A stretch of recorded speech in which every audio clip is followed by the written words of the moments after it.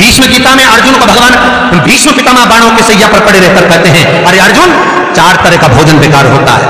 पहला, जिस भोजन की थाली को ठोकर लग गई वो नाली में पड़े हुए कीचड़ के बराबर होता है।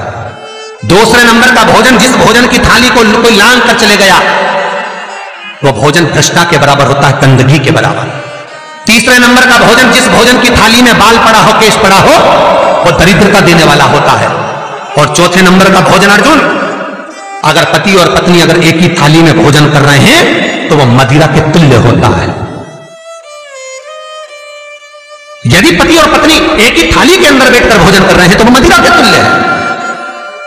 भीष्म गीता कहती है, अर्जुन, पति के जीवने के बाद अगर पत्नी उसी थाली में भोजन करती है तो चारों धाम के प्रसाद से बड़ा महाप्रसाद बन जाता है। और यदि पति और पत्नी का नियम है कि हम दोनों तो साथ ही भोजन करते हैं तो हाथ जोड़कर निवेदन है, साथ भोजन करो, मना नहीं है, 2 थाली अलग अलग लगाओ। पर पति के साथ बैठकर एक थाली में खाना रोज प्रतिदिन मदिरा को निगलने के बराबर है।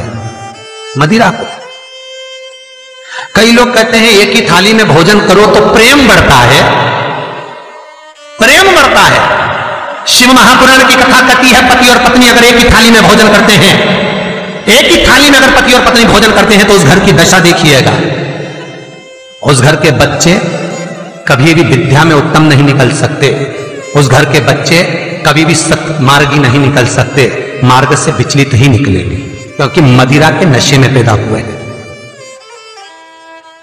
तो सुन अर्जुन,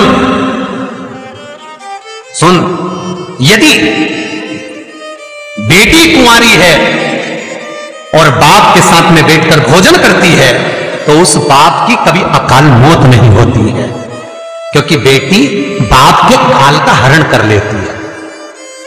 बेटी कुंवारी है, बेटी की शादी हो जाए जब पहले वो पिता के साथ भोजन ना करे क्योंकि गोत्र बदल गया, पर बेटी जब तक कुंवारी है बाप के साथ बैठकर भोजन करेगी तो बाप के काल को हरण कर लेती है। ये उसी तरह जैसे एक गाय ब्याह गई हो और एक गाय कुंवारी हो।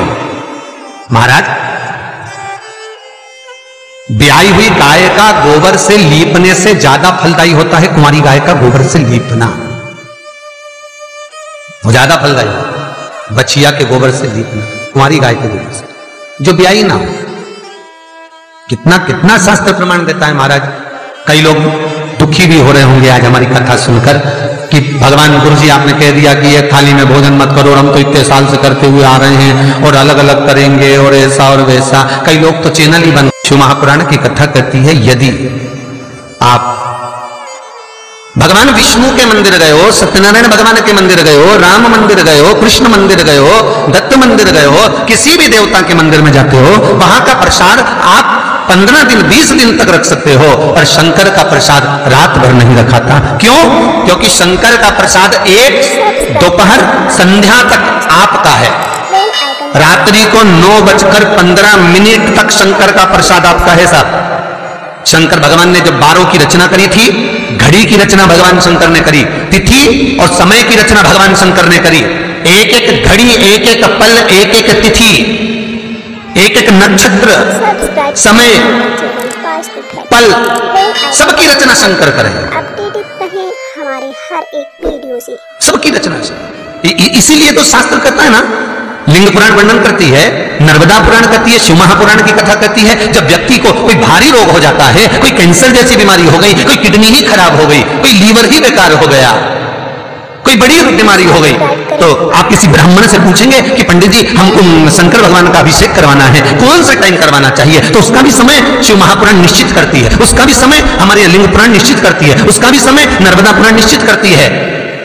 तो कौमार खंड के अंदर शिव महापुराण के वर्णन करा गया कि 9:15 रात्रि को कोई बीमार व्यक्ति का यदि उसके हाथ से अभिषेक प्रारंभ कराया जाए, या उसके ही कुल का, उसके ही गोत्र का व्यक्ति शंकर का अभिषेक करता है और शंकर के नाम का स्मरण करता है, तो वो अभिषेक तो करे, साथ में जो मनोरथी है, यजमान है, वो महामृत्युंजय मंत्र का जाप करे, तो कहते हैं रोग समाप्ति की ओर आना प्रारंभ हो जाता है। रोग समाप्ति की ओर आना, रोग समाप्ति की ओर पहुंचना भगवान शंकर।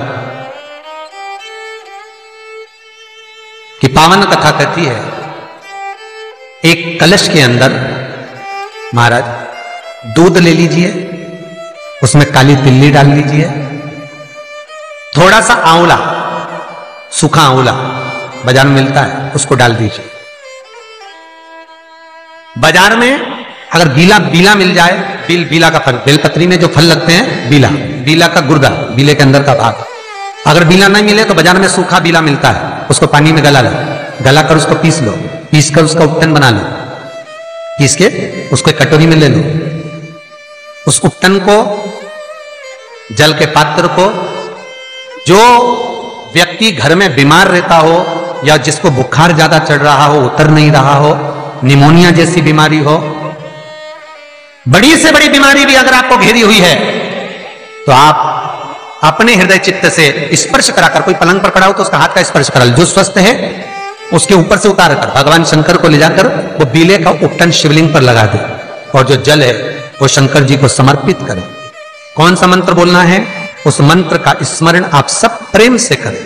ओम, जितने टीवी के सामने बैठे सब बोलिए ओम जूम, जा में ऊ की मात्रा, अम की बिंदी, जूम, सहा, सा दोहा की बिंदी, सहा, ओम जूम सहा, ओम जूम सहा।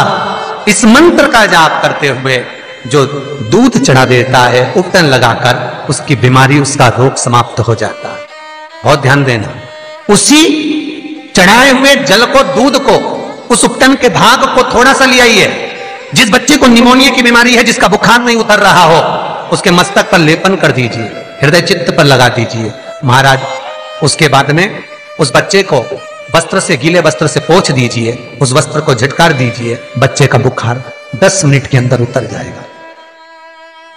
ये कभी भी कर सकते हो, ऐसा कोई दिन निश्चित नहीं है, कोई तिथि निश्चित नहीं है। जब बुखार आए, जब स्वास्थ्य ज्यादा गड़बड़ हो जाए, तब करिए। मंत्र का जाप करते हुए ओम हूम ओम जूम सहा, इस मंत्र का बस स्मरण करना है। ओम जूम सहा मंत्र का स्मरण करिए और शिव की आराधना करिए। ये वो औषधि है जो सती माता ने भगवान शंकर से विवाह के प्रथम में प्राप्त करी है।